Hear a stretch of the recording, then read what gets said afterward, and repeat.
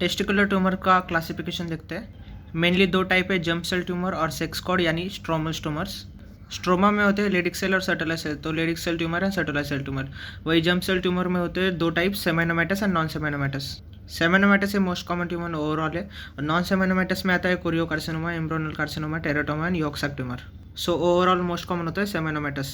Children में most common होता है यॉर्क सैक। एल्डरली में मोस्ट कॉमन होता है लिम्फोमा, और बायलैटरल टेस्टिकुलर ट्यूमर जो मोस्ट कॉमन होता है वो भी होता है लिम्फोमा। पेशेंट कैसे प्रेजेंट करेगा ऑफ टेस्टिकुलर ट्यूमर, तो क्लिनिकल प्रेजेंटेशन में होता है पेनलेस टेस्टिकुलर मास होगा और सेंसेशन भी लॉस हो जाएंगे। ये मोस्ट कॉमन प्रेजेंटेशन होता है। कुछ में हो सकता है एब्डोमिनल लंप जो होते हैं रेट्रोपेरिटोनियल लिम्फ नोड 70% पेशेंट में पाए जाते हैं, और कैनन बॉल मेटास्टेसिस होता है टू द लंग, तो उसके भी फीचर्स आएंगे। ये तो थे टिपिकल। अब अटिपिकल प्रेजेंटेशन होते हैं जैसे कि हरिकेन ट्यूमर या एग्रेसिव कोरियो कार्सिनोमा होता है। ये आउटग्रो करता है टू इट्स ब्लड सप्लाई, इसलिए मेटास्टेसाइज होता है बिफोर आउटग्रोथ। सर्टुलर सेल ट्यूमर में प्रेजेंटेशन होगा, फीचर्स होंगे फेमिनाइजेशन के। वही लेडिक सेल ट्यूमर्स में फीचर्स होंगे मस्कुलराइजेशन के, गायनेकोमेस्टिया प्रेजेंट होगा। तो इन्वेस्टिगेशन क्या करेंगे, investigation in the testicular tumour workup देखेंगे पेशेंट का। ट्रांसकॉर्टिकल बायोप्सी नहीं करनी है, एफएनएसी नहीं करनी है, क्योंकि अपस्टेजिंग हो जाएंगी ट्यूमर की। तो अगर अपन सस्पेक्ट कर रहे हैं टेस्टिकुलर ट्यूमर को, तो अपन करेंगे चेवस मैन्योर। इसमें अपन हाई इंसिजन इंग्वाइनल इंसिजन लेंगे, डिलीवर करेंगे टेस्टिस को, स्प्लिट करेंगे और उसका फ्रोजन सेक्शन भेजेंगे। फ्रोजन सेक्शन अगर नेगेटिव आता है तो क्लोजअप कर देंगे सर्जरी को, लेकिन अगर पॉजिटिव आता है तो हाई इंग्वाइनल ऑर्किडेक्टोमी करेंगे। Also we can use tumour markers. ये नॉर्मल भी हो सकते हैं, रेस भी हो सकते हैं, इसलिए अपन चेवस मैन्योर करते ही है। Beta HCG, LDH and alpha fetoprotein. Staging देखते हैं टेस्टिकुलर ट्यूमर की। ये पैथोलॉजिकल स्टेजिंग होती है, क्योंकि चेवस मैन्योर में अपन ने हाई इंग्वाइनल इंसिजन लेके स्प्लिट किया था टेस्टिस को और फ्रोजन सेक्शन भेजा, तो ये पैथोलॉजी वाले डिसाइड करेंगे। पैथोलॉजिकल टीएनएम स्टेजिंग है। टीएक्स यानी ट्यूमर असेस नहीं किया जा सकता, टी0 यानी एविडेंस नहीं ट्यूमर का। टीआईएस यानी इंट्राट्यूबुलर जर्म सेल न्यूप्लेजिया यानी कार्सिनोमा इन सिटू, ये पाया जाता है in the undescended testis and Klinefelter syndrome. टी1 में ट्यूमर लिमिटेड होता है to the testis and epididymis. वही टी2 में ट्यूमर होता है टेस्टिस और एपिडिडाइमिस में विद द वास्कुलर या फिर लिम्फेटिक इन्वेजन के साथ, और इन्वॉल्वमेंट होती है ट्यूनिका वजाइनालिस की। टी3 में होता है स्पर्मेटिक कॉर्ड का इन्वॉल्वमेंट, और टी4 में होता है स्क्रोटम का इन्वेजन। एन स्टेजिंग देखेंगे, एक असेस नहीं किया जाता, 0 यानी नहीं है। N1 इज 2 सेंटीमीटर या उससे कम के साइज ले लिम्फ नोड्स। N2 में होता है मोर देन 2 सेंटीमीटर। N3 में होता है लिम्फ नोड मास मोर देन 5 सेंटीमीटर।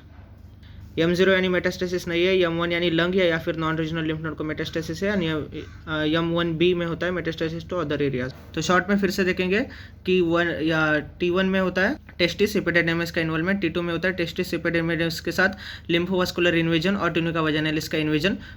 3 में होता है स्पर्मेटिक कॉर्ड और 4 में होता है scrotum. Also we can stage the tumour based on the tumour markers. So tumour marker की वैल्यू होती है 7 to 10 days after the surgery, not very important. और एक याद रखने वाली बात है कि AFP is never raised in the pure seminomatous tumour. अगर AFP रेज आया तो इसका मतलब वो मिक्स ट्यूमर है, यानी नॉन सेमेनोमेटस भी उसमें है। इनिबिन रेज होता है लेडिकोसेलुलर सेल ट्यूमर में, प्लासेंटल LP रेज होता है इन द सेमेनोमास। तो अब देखते हैं मैनेजमेंट। अपन ने चेवस मैन्योर किया था, यानी सेमेनोमेटस या नॉन सेमेनोमेटस उससे पता चल जाएगा। और स्टेजिंग करेंगे by CECT thorax abdomen and pelvis. तो उसमें देखते हैं पहला सेमेनोमेटस ट्यूमर।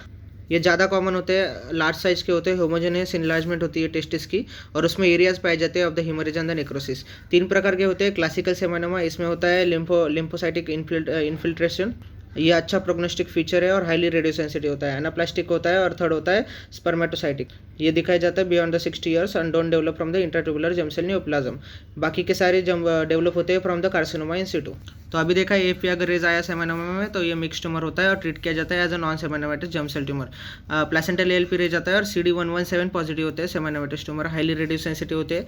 नेक्स्ट देखते हैं non seminomatous germ cell tumours. Yolk sac tumour या प्रीप्यूबर्टल एज ग्रुप में पाया जाता है और हिस्टोलॉजी पे शिलर डुअल बॉडीज दिखाई देते हैं। टेराटोमा में या हाईली कीमोसेंसिटिव होता है, रेज्ड LP होते हैं। मैनेजमेंट देखते हैं सेमेनोमेटस जर्म सेल ट्यूमर का। तो स्टेज 1 सेमेनोमा है, अगर स्टेज 1 है यानी कि रेस्ट्रिक्टेड टू द टेस्टिस और नोडल इन्वॉल्वमेंट नहीं है, यानी T1N0 है, तो उसमें देखते हैं पहले तो गुड प्रोग्नोस्टिक फीचर है या बैड प्रोग्नोस्टिक फीचर है। गुड यानी ट्यूमर मार्कर रेज नहीं है और वेल डिफरेंशिएटेड है, तो ऐसे ट्यूमर में अपन कुछ नहीं करेंगे, सर्विलेंस करेंगे। लेकिन अगर बैड प्रोग्नोस्टिक फीचर यानी रेज ट्यूमर मार्कर से पोरली डिफरेंशिएटेड है तो मैनेजमेंट करेंगे। मैनेजमेंट होता है single cycle of platinum based chemo देंगे, कार्बोप्लेटिन देंगे। स्टेज 2 अगर सेमेनोमा है यानी स्टेज 2 यानी रेट्रोपेरिटोनियल लिम्फ नोड प्रेजेंट है, तो ऐसे केस में अपन रेडियोथेरेपी देंगे to the retroperitoneal lymph node in the inverted Y fashion, क्योंकि लिम्फ नोड के अरेंजमेंट वैसे होते हैं। अगर रेडियोथेरेपी के बाद भी लिम्फ नोड पॉजिटिव आते हैं तो कीमोथेरेपी देंगे। स्टेज 3 सेमेनोमा यानी मेटास्टेसिस हो चुका तो उसमें कीमोथेरेपी से देंगे बीईपी यानी ब्लियोमाइसिन, एटोपोसाइड एंड सिस्प्लेटिन। अगर कीमो के बाद भी लिम्फ नोड पॉजिटिव आते हैं तो रेडियोथेरेपी देंगे। अब देखते हैं management of the non seminomatous tumour. याद रखने के लिए ट्रिक है कि non seminomatous tumour is mostly chemo and chemo, इसमें ज़्यादातर कीमो पे अपन निर्भर रहते हैं। स्टेज 1 में होता है chemotherapy with the BEP, bleomycin, etoposide, cisplatin, वही सेम। स्टेज 2 में होता है इंडक्शन कीमोथेरेपी दी जाती है। अगर उसके बाद भी लिम्फ नोड प्रेजेंट है या फिर ट्यूमर मार्कर पॉजिटिव है तो रेट्रोपेरिटोनियल लिम्फ नोड डिसेक्शन किया जाता है।